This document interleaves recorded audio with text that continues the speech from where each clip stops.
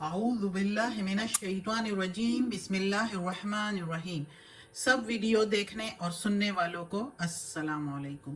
ہمارے چینل کے پیارے ویورز، آج ہم تلاوت کریں گے سورہ یونس کی آیت نمبر 46، 47 اور 48، یعنی کہ آیت نمبر 46، 47 اینڈ 48 انشاءاللہ تلاوت کریں گے ترجمہ کے ساتھ اور تفسیر کے ساتھ۔ تو چلیں شروع کرتے ہیں آج کا سبق، لیکن شروع کرنے سے پہلے چینل کو سبسکرائب کریں، بیل نوٹیفیکیشن کو آن کریں تاکہ اگلی ویڈیو آپ کو آسانی سے ملتی رہے، اور ہو سکے تو شیئر بھی کریں تاکہ زیادہ سے زیادہ لوگ دیکھیں، آپ کو بھی ثواب ملے اور مجھے بھی۔ تو چلیں شروع کرتے ہیں آج کا سبق۔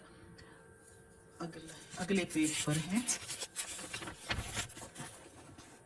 اعوذ باللہ من الشیطان الرجیم بسم اللہ الرحمن الرحیم۔ وَإِمَّا اور اگر نُرِيَنَّكَ ہم دکھا دے تجھ کو، نو کے میننگ ہم، ریئن کے میننگ دکھا دے، کو کے میننگ تجھ کو، نُرِيَنَّكَ ہم دکھا دے، رینا دکھا دے، کو کے میننگ تجھ کو، اگر ہم دکھا دے تجھ کو بعض الذی بعض اس میں جو نعدہم وعدہ کیا ہم نے ان سے، ادھر بھی نون زبرنا کے میننگ ہم نے جو وعدہ کیا تھا ان سے، او نتوفینک یا وفات دے دے ہم تجھ کو، تم کو، فَإِلَيْنَا پس ہماری طرف، فا کے میننگ پس، الی طرف، نا کے میننگ ہمارے، مرجعکم لوٹ کر آنا ہے ان کو، ہم کے میننگ ان کو، مرجعو لوٹ کر آنا ہے، ثم اللہ پھر اللہ، شہید گواہ ہے، علی اوپر اس کے، ما یفعلون جو وہ عمل کرتے ہیں۔ اب اس آیت میں اللہ تعالیٰ کہتا ہے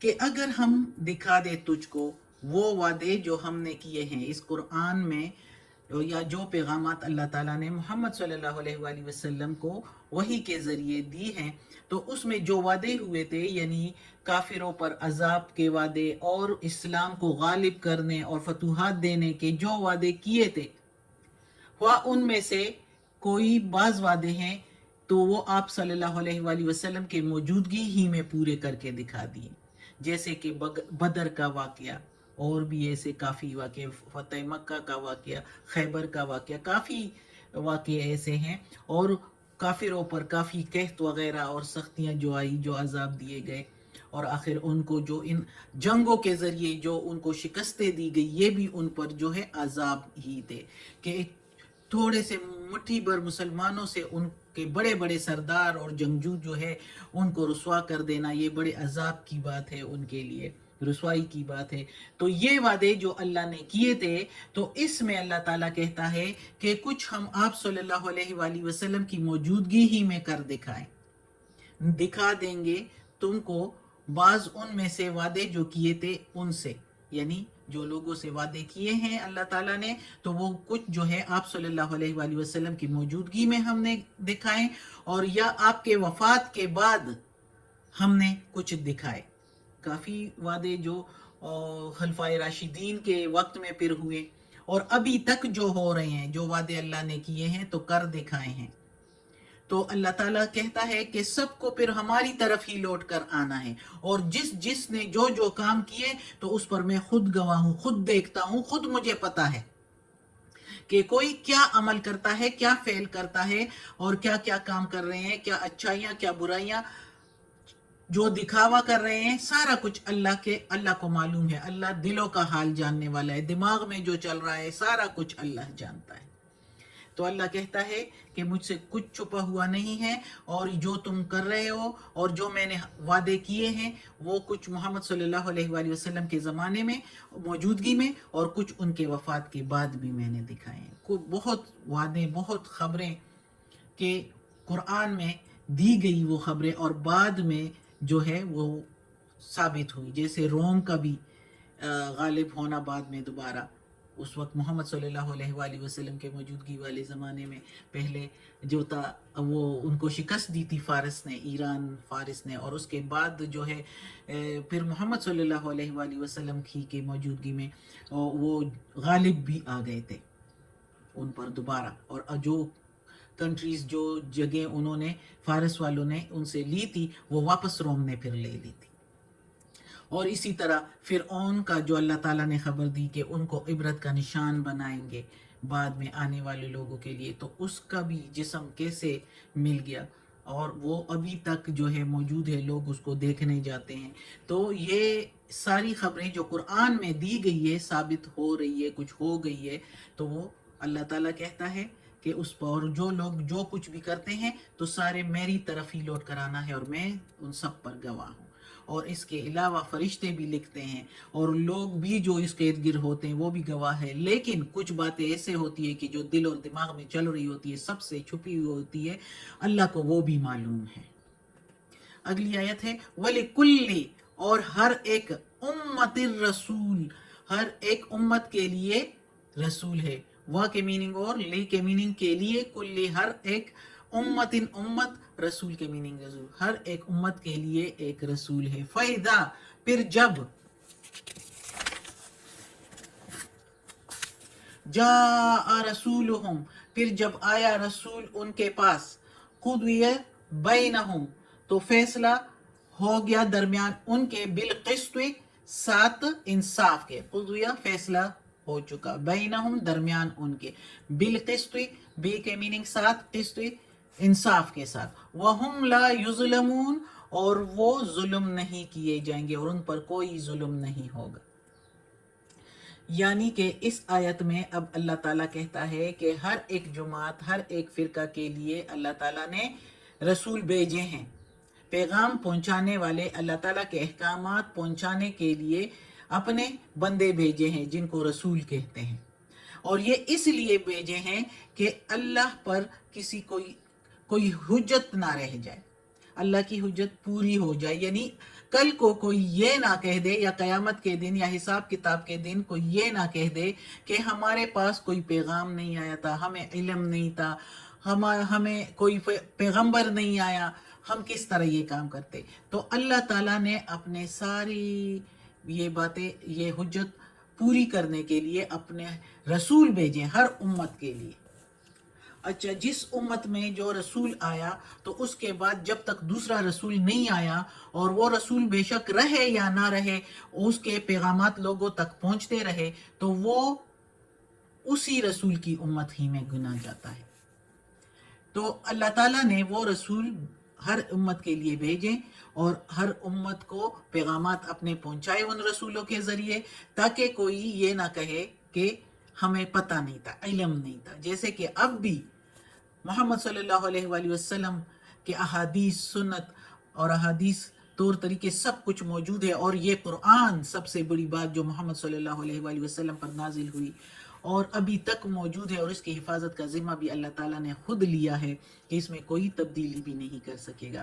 تو یہ موجود ہے، اور اس کے باوجود کوئی یہ کہے کہ ہمیں علم نہیں تھا، تو اس کی کوئی بات نہیں چلے گی، کیونکہ اللہ تعالیٰ نے یہ قرآن بھیجا ہے. اس کو پڑھیں، اس کو ترجمے سے بھی پڑھیں تو سارے احکامات کا پتہ چلے گا. یہ نہیں کہ دوسروں کی باتوں میں آ کے کوئی اور جو کچھ بھی کہے. بہت سے لوگ ایسے ہیں کہ اپنے اپنے مسلکوں کے لیے مختلف باتیں بتائی ہوئی ہے. جس باتوں میں کوئی، یعنی جو مسلک بنائے ہوئے ہیں، بہت سی باتیں ایسی ہیں کہ اس میں اللہ کی طرف سے کوئی پابندی نہیں ہے، اور مختلف مسلک نے اس کو مختلف طریقوں سے ادا کر رہے ہیں اور کہتے ہیں ہمارے مسلک میں یہ ہے تو اس مسلک میں یہ نہیں ہے، ہمارے مسلک میں اس طرح ہے تو اس مسلک میں ایسے نہیں ہے. جیسے کہ نماز میں ہاتھ باندھنا، کوئی سینے پر باندھتا ہے تو کوئی پیٹ پر باندھتا ہے تو کوئی باندھتا ہی نہیں ہے. تو اپنے اپنے مسلک اس طریقے سے جدا کیے ہوئے ہیں. کوئی رفع دین کرتے ہیں تو کوئی نہیں کرتے. تو یہ اب الگ الگ مسلک بنائے ہوئے ہیں. حالانکہ اللہ نے رسول پاک صلی اللہ علیہ وآلہ وسلم کے ذریعے یہ پیغام پہنچایا تھا کہ ایمان والے بنو، مومن بنو، مسلمان بنو. یہ نہیں کہا تھا کہ یہ فرقہ بنو، تو یہ اہل حدیث بنو، تو یہ بریلی بنو، تو یہ دیوبند بنو. یہ کچھ نہیں کہا تھا. اب جو یہ فرقے بناتے ہیں تو قرآن ہی میں اللہ تعالیٰ نے کہا کہ جس نے فرقے بنائے وہ ہم میں سے نہیں. تو خود ہی سوچیں پھر یہ فرقے کیوں بنائے جا رہے ہیں. قرآن پڑھے ترجمے سے تو پتہ چل جائے گا، تو ہر ایک پھر کہے گا کہ میں کسی فرقے سے نہیں ہوں، میں مسلمان ہوں. لیکن کوئی ترجمے سے قرآن پڑھے اور خود بھی کچھ پتہ چلے. دوسروں کی باتوں پر تو یقین کرنا اندھی تقلید ہے. اندھی تقلید ہے، کوئی پتہ نہیں چلتا کوئی کیا بتا رہا ہے. بتا تو رہے ہیں لیکن تھوڑا سا خود بھی پڑھیں.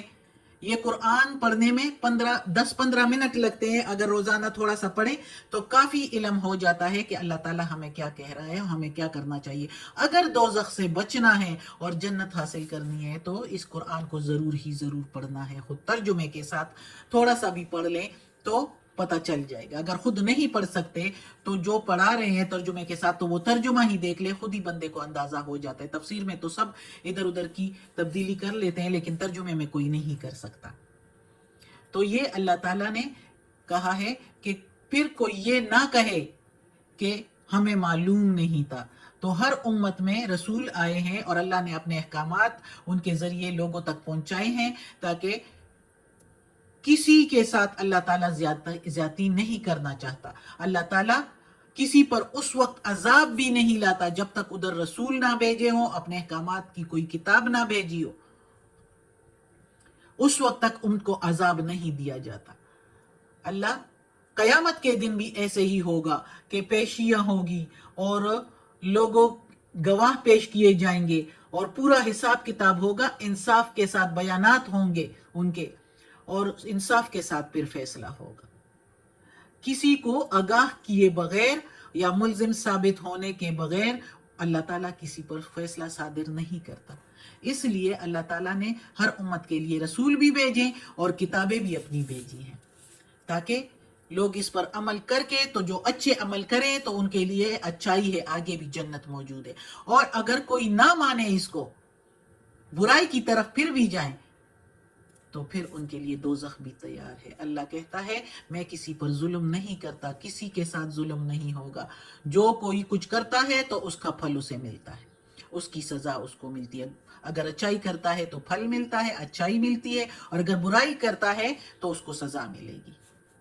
اگلی آیت ہے وَيَقُولُونَ مَتَى هَذَا الْوَعْدُ، اور وہ کہتے ہیں کب، متا کب، ہاذا یہ، هَذَا الْوَعْدُ یہ وعدہ پورا ہوگا.